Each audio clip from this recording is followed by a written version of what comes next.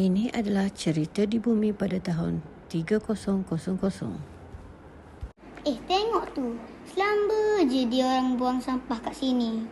Alah, banyak sampah-sampah terapung di udara. Ini tidak boleh dibiarkan. Tempat kita makin kotor dan tercemar sekarang. Jom kita cari Profesor.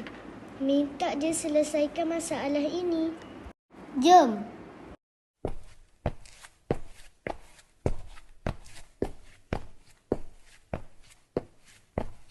Profesor, Profesor. Lulu, Rara, kenapa ni? Lulu dan Rara memberitahu tujuan utama mereka berjumpa Profesor.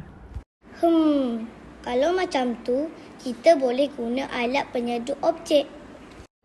Profesor telah bersetuju untuk membantu Lulu dan Rara dalam misi menyelamatkan bumi yang kian tenat akibat pencemaran oleh manusia.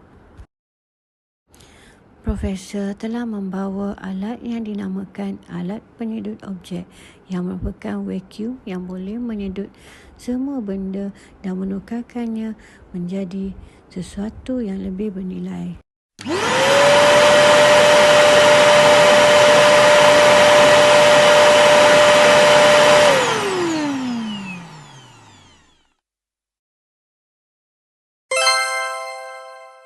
Wah, tengoklah. Vacuum itu menukar sampah menjadi permata yang cantik.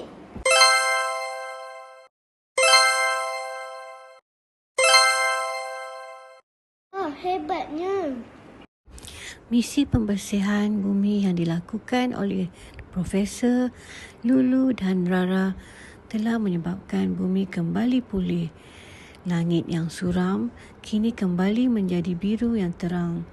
Begitu juga pokok-pokok yang mati telah kembali menjadi pokok yang tumbuh subur dan berbunga.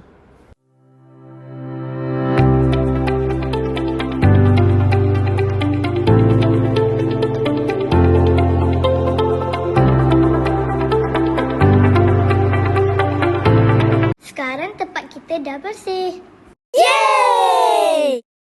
Ya, Profesor. Lepas ni saya harap semua orang dapat menjaga kebersihan.